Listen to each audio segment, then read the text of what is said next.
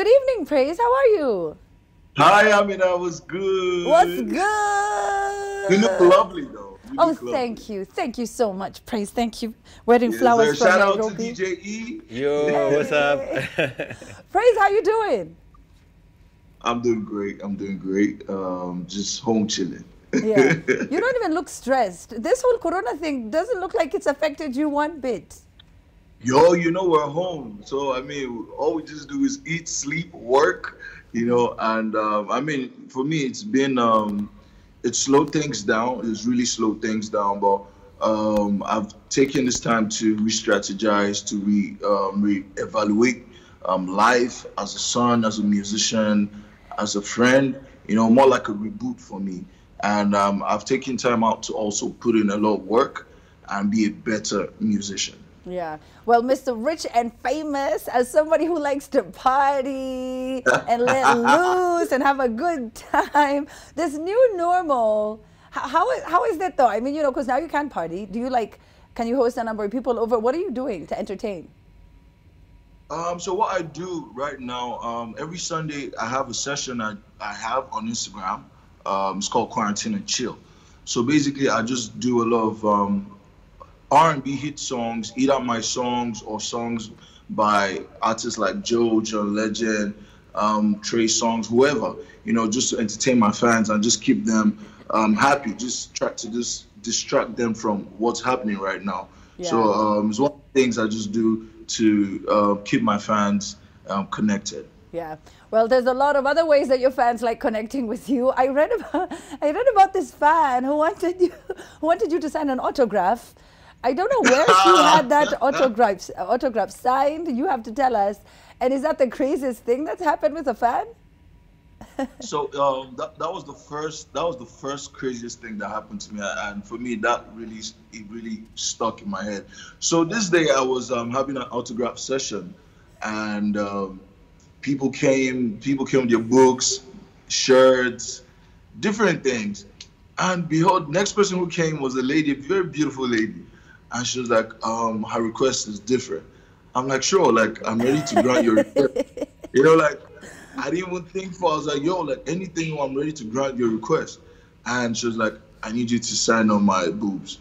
Yo. And I was like, come on, like, and she was really serious, and she was stuck on it. And she was like, yo, like she's not living here till she gets autograph signed on her boobs. And well, I had to do it. You had to for the fans. You didn't want to. They forced you because of the fans. You were like, this is just for you. But you know what? Go ahead. You know what the fans want? We give the fans what the fans want. we give them what they want. And sometimes they can be very demanding. But you have a great fan base of people who are really in love with your musical and your music and your artistry and everything behind the music, which is very different. What do you owe that to? So for me, right from time, I've always wanted to be different. I've always wanted to be that musician who stands out and not do what everybody does. And I won't lie to you, when I started off, it was really hard because I was coming with a different sound, trying to break into an industry that had a particular sound trending. So it took me a lot of hard work. It took me a lot of persistency. It took a lot of consistency. And I mean, it eventually paid off because I mean, I broke into the industry, became a successful multi-award-winning musician. And I mean, what I just do is just sing, create music that comes from my heart, create music that people can connect with, because you need to make music that people can connect with. When they listen to it, they be like, oh yeah, like I know this feeling, I know what he's talking about. So for me, I'd rather sing songs that people connect with than sing songs that not everyone can connect with. Like, I mean, I could go to the club and pop 10 bottles, 20 bottles. I could do that. But I mean, not all my fans can do that. Not all my fans can relate to that lifestyle. So I'd rather do songs that my fans, when they listen to, they can connect with. Yeah. And if I'm looking at the lyrics, there's a lot of connection happening with your lyrics, Praiz. I was listening to the album on my way to the office. It's such a classic. But we're going to talk about that in the next few minutes. But you grew up listening to R&B, of course, you know, Joe and Boyz II Men and all of the greats. What are your top 3 favorite R&B jams? Top 3, yo, that's hard. That's really hard. I know. That's really hard. So I know one of the songs that are my favorite is Case, Missing You. I don't know if you know it. Of course. What do you mean? Standing here looking out my window. Hey. Praise along, got my night to go, cause it don't have you. So that was one. I think another song would be Ordinary People by John Legend. That song made me fall in love with John Legend's music. Then the third would be, yo, that's hard.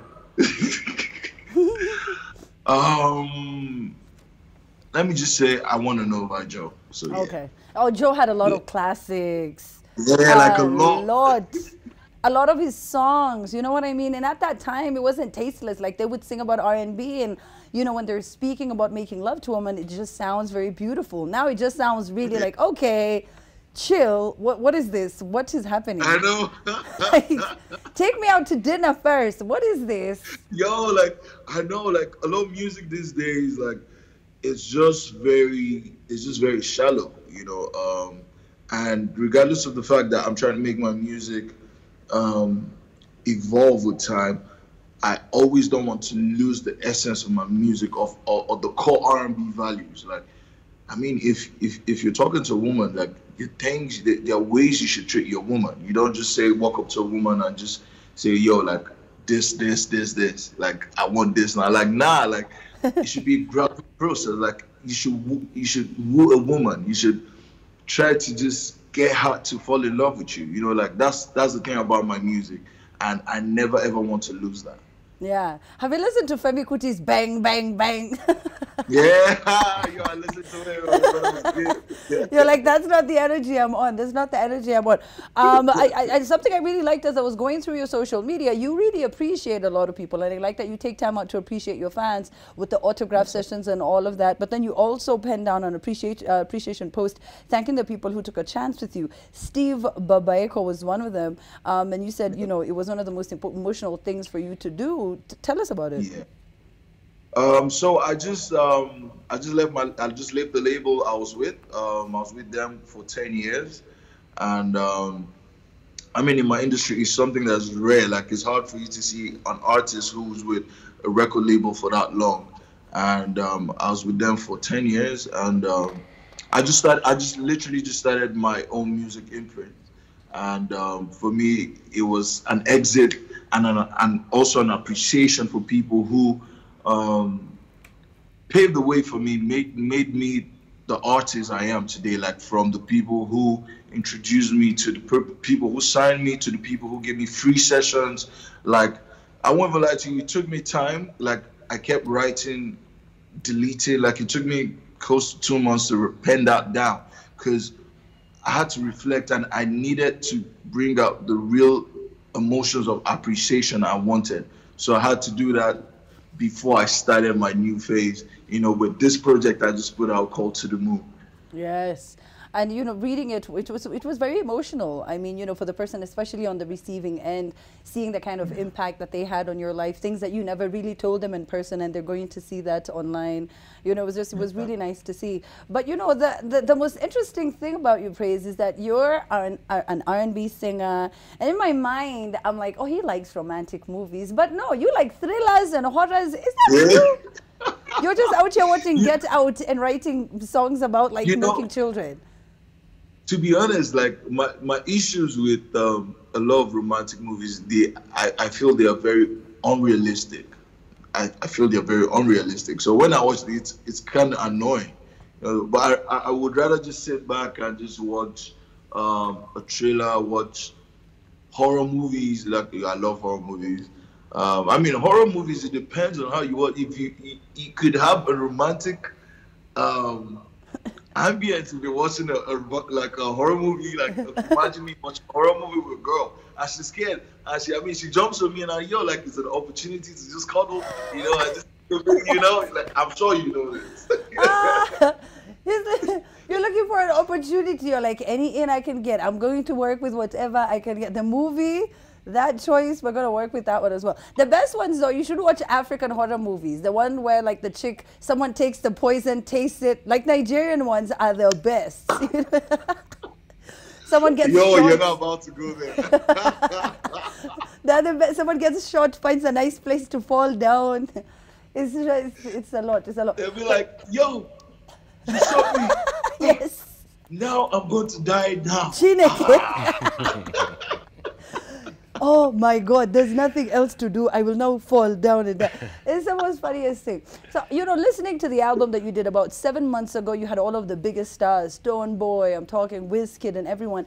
The journey to you becoming a superstar, how has it been for you? The journey to becoming a superstar has been, it's been an amazing one. It's been a story, a great one. Shout out to each and every one of each and every artist that I've worked with. When I started, I remember it was hard. It was really, really hard because, like I said earlier, I was trying to bring a different sound to the industry. And I had people who actually told me, just call me. I'll get this done for you. And people would always talk, people always talk. And when you reach out to them, it's different. No one's ready to help you. Yeah. And I just told myself, Praiz, all you have is you and yourself. And I put in a lot of work. And one thing for sure is people are always watching. People want to know if you're a focused person or you're just someone who doesn't really know what he wants. And I stayed true to my art. I worked on my craft, tried to become a better person in my craft. And everyone just knew that, this guy was different. This guy was very different. And I remember I recorded one song called Rich and Famous. It goes, when I become rich and famous, all of these faces will know who I am, 'cause I'll be a superstar. My mom and your boy are mine. I go buy you Range Rover. So that song for me was a prayer. And I remember when I recorded that song, I was a broke boy. Like I literally had nothing, but I just believed that, this song was going to change my life, and it was a prayer. Like I wanted to become a superstar. I wanted to become rich. I wanted to allow my family enjoy the wealth of my label, and I kept pushing, and the song became one of the biggest songs in Nigeria. And that song alone changed my life. And it shaped the way people looked at me and my kind of music. And that was everything for me. Like, yeah. Everyone wanted to work with me, and it just opened opportunities and doors for me to work with whoever I wanted to work with. Worked with people like Kenny Latimore, worked with Diana King, worked with Obi Praiz, Wizkid, and the list is endless. Sarkodie, Burna Boy, everybody in there. That was back in 2012, and you're being so humble because the song was actually not just big in Nigeria, it was big throughout the continent, which was pretty heavy at the time. You know what I mean? It was just so big. And at the time, if you remember, Afrobeat was not as big anyway. So it was just a time where African music was not really chatting. So it was such a huge opportunity for you. Now, if we talk about To the Moon, the EP, so there are 5 songs. I've been listening to them. Just want to quote one of your lyrics. I hope your family is watching right now. So, I like it when you storm my place with nothing but your lingerie. I know you like it when I put your face down. I like it when you scream my name. That was the nicest of the lyrics. That was the first time I heard it. I just heard DJ E's voice for the first time. He was like, yes. He was like, oh yeah, okay. So tell us about the EP. So yeah, the EP is called To the Moon. It's a body of work that explains to people outside Africa what the quality of African music, what the quality of African R&B should sound like. Um, it's a body of work that talks about intimacy, talks about, in one word, talks about sex. You know, I wanted to make a body of work that people could listen to, especially in this time where The timing. yeah, like a lot of people are spending time with people they love. You know, like I want people to just be in that chill vibe. I mean, put out your bottle of wine. I mean, whatever you indulge in, just have a great time with the person you love, and just just go to the moon. Like whatever way you go, just get there. Land. yeah, Hello, Elon Musk. Just get to the moon somehow. So, I mean, so To the Moon, the lead single from the album, from the EP, is it has that classical 90s vibes, my favorite one on the EP. Why 90s? So, I'm an 80s baby, first of all, and I always wanted to create music that sounds classic. I'm a classic musician. Like back home, they call me like that. I'm that classic musician, and I always wanted to create music, that retro music, that 90s, 80s R&B music with a fusion of the now sound, you know. And I mean, I was done with the project, and I was like, yo, like I need to experiment this in this project. So I went back to the studio. Started creating, started making the beat. I produced all the songs on the EP. Started making the beat, and I was like, okay, yes, this is what I've been looking for. And I recorded my verse, did the chorus, and I was like, I called my younger brother. I was like, yo, King, I need you to drop a verse on this song. And you're like, he destroyed the song. You know, like, you know, and it's definitely one of my favorite songs on the EP. On the album. It's one of my favorite jams as well on the album. So now your parents being clergies, how has this sort of panned out? Do they listen to the jams? Do they approve of it? Or have they just allowed you to have your freedom as an artist? So my parents have always given me their blessings. I mean, to be honest, we had the best training, we had the best upbringing, and we know we shouldn't go wrong. We know where not to go wrong. You know, like they believe that we know what we're doing, and I mean, they know the songs that I put out, and I mean the support. I have their full support. My dad is a pastor, and it doesn't change who I really am. You know, like it doesn't change that I would be spiritual. You know, like I mean, to be honest, if I'm chilling with my woman and we're about to have an intimate moment, you don't expect me to start listening to a gospel song. You know? So like, I mean, yeah, like. I try to listen to gospel songs. I want to get freaky. I'll make you touch your toes. Ooh, okay. I see the lyrics. Listen, just get this EP for yourself, okay? If you've been wondering what album you want to listen to, this is the one. Have you had a chance to listen? Summer Walker also released hers. I feel like it'll be in the same sort of like family of topic. Who's that? Summer Walker. You know Summer Walker, the American R&B singer? singer? I know Summer Walker. I know Summer Walker. And August Alsina. He's an amazing artist. Yes, and August Alsina as well released his EP right before he shocked the world with what he said. And I want to ask you, as a lover of R&B, as someone who, you know, clearly is into relationships, what are your thoughts about an open marriage? I'm not a fan of open marriages, to be honest. And like, I'm selfish. I can't, to be honest, I think it's every man, it's the same way. Well, let me not speak for everybody. But personally, I'm not a fan of open marriages. I would never do an open marriage. And I mean, I should be for my woman should be for me. And I mean, I'll try my best to be faithful. I mean, I'm not saying it's easy, but I believe in one man, one woman. You know, that's what I believe in personally. I like how you said it's That, not easy. I like how he said that. He was like, it's true. The man is saying a lot of truth. He is speaking nothing but facts. 100. Anyway, so thank you so much, Praiz. Listen, on the 6th of February, I know it was just in Michigan, but we are going to be celebrating Praiz Adedro Day. And if you're a big fan of Praiz, you should be holding down that date as well. Get the EP. Any final comments, Praiz? I'd like to say a big thank you to each and every one in Kenya who's been supporting my music, the love.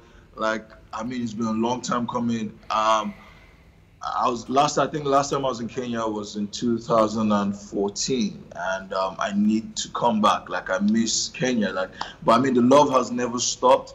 Thank you very much. And I mean, once this pandemic is over, my first stop. I mean, I've been having this conversation with my PR person, Joy. You know, and I told her once the pandemic's over, I am hitting Kenya. And you're like, first, I'm going to Mombasa. I need to be by the beach. You're welcome. Or Lamu or Kilifi, you're absolutely welcome. International flights should be resuming in the next few weeks, hopefully. So keep your fingers and your toes and everything else tight, and hopefully that will work out. So thank you so much for coming onto the show.